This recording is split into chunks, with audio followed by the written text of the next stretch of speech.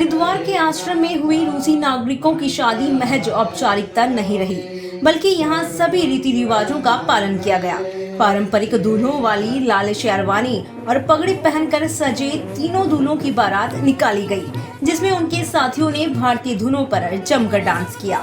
रूसी दूल्हों की बारात में रूसी नागरिकों का उत्साह देखते ही बन रहा था। उसके बाद दूल्हा और दुल्हन ने भगवान के मंदिर में आशीर्वाद लिया और स्टेज पर चढ़कर एक दूसरे को वरमाला पहनाई। इतना ही नहीं, रूसी जोड़ों ने वैदिक मंत्रोच्चार के साथ अग्नि को साक्षी मानकर 7 फेरे भी लिए और जीवन भर एक दूसरे के साथ रहने का वचन दिया। विकसित देशों में लोगों के पास संसाधनों की तो कमी नहीं है, लेकिन परिवार का ना होना वहाँ के नागरिकों को खलता है। इसलिए वे पश्चिमी तौर तरीकों से ऊबकर भारतीय संस्कृति और यहाँ की संयुक्त परिवार की व्यवस्था से प्रभावित हो रहे हैं और उसे अपना भी रहे हैं। ये सभी भारतीयों के लिए गर्व की बात है।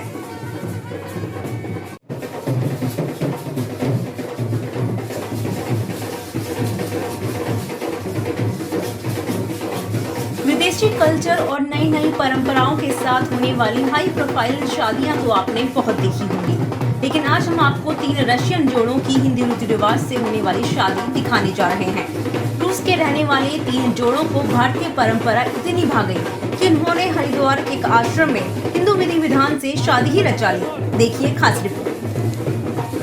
देसी बैंड पर बजती देसी धुनें और उस पर थिरकती विदेशी युवतियों को देखकर आपको ऐसा लगेगा कि यहाँ कोई म्यूजिकल प्रोग्राम हो रहा है, लेकिन ये नज़ारा 3 रूसी जोड़ों की हिंदू रीति रिवाज से होने वाली शादी का है। धर्मनगरी हरिद्वार में अखंड परमधाम आश्रम के आंगन में उस समय नजारा बेहद खास हो गया, जब यहाँ रूस के नागरिकों की शादी वैदिक तौर तरीके से संपन्न हुई। अखंड परमधाम आश्रम के अध्यक्ष और वरिष्ठ संत स्वामी परमानंद गिरी के विदेश में कई अनुयायी हैं।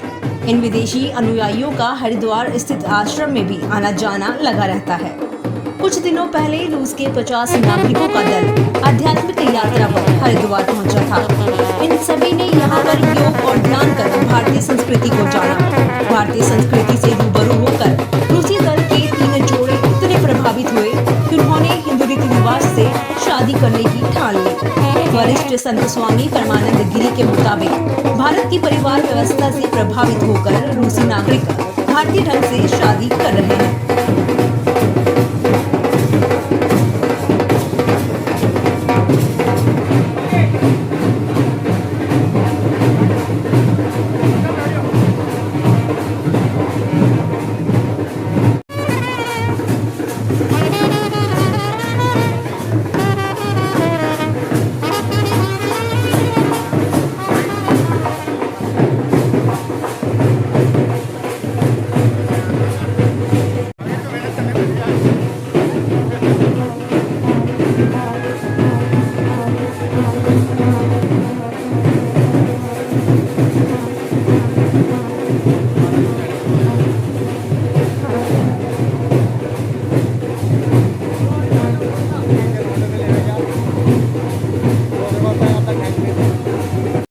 शादी कर रहे हैं तो बोल रहे थे इनको कि आशीर्वाद हमारे कंट्री में आशीर्वाद दे रहे हैं कि साथ साथ जन्म साथ रहेंगे।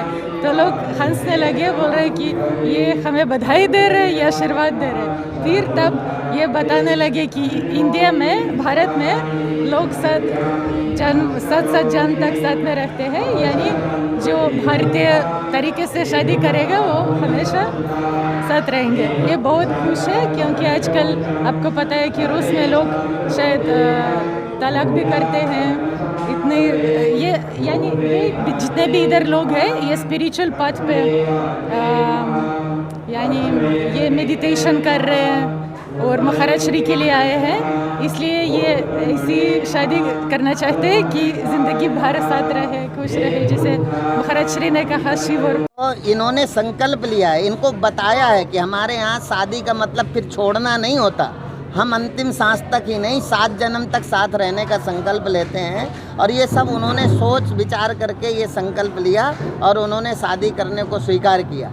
और आज ज़रूरत है, हम भारतीय पाश्चात्य कल्चर को अपना करके हम अकेला रहना पसंद करते हैं, हम माँ बाप से दूर जाना पसंद करते हैं। इन्हें दूर रहने का कष्ट पता है, ये दूर रहकर देख चुके हैं, तो दूर रहने का दुख इन्होंने झेला है। तो इन्होंने कहा अब दूर नहीं रहा जाता, अब हमें कोई ऐसी संस्कृति चाहिए जो हमें इकट्ठे रखे, पूरा संयुक्त परिवार रहे। ये संयुक्त परिवार, ये शादियां हम भारतीयों के लिए एक आदर्श है, हम भारतीय युवाओं के लिए एक आदर्श है। हम अपने माँ बाप से दूर चले जाते हैं, ये अब माँ बाप सहित इकट्ठे रहने की कामना करते हैं। नहीं है, हमारी ओर से इतना ही है कि हम लोग चाहते हैं कि पति पत्नी रोज़ न बदलते रहें, भारतीय संस्कृति के अनुसार विवाह करके रहें। तो इनको उससे प्रेरणा मिली है, तो पहले भी किया है, अब और बढ़ गए लोग, तो वही चाह रहे हैं। और कौन सा काम कठिन जगमाही जो न होता, जो भी दिल से चाहा जाए सब पूरा होता है। तो ये लोग बड़ी श्रद्धा रख रहे हैं और भारतीय ढंग से शादी कर रहे हैं। यहाँ हर साल ध्यान सीखने आते हैं, अध्यात्म के प्रवचन सुनते हैं और भारतीय परंपराओं पर प्रेम करते, विश्वास आपस में छोड़ते हैं, परिवार बिखरते हैं। वहाँ कोई परिवार है नहीं, हमारे यहाँ परिवार है, जल्दी बिछुड़ता नहीं है। तो वो उनको भी ज़रूरत है इस बात की।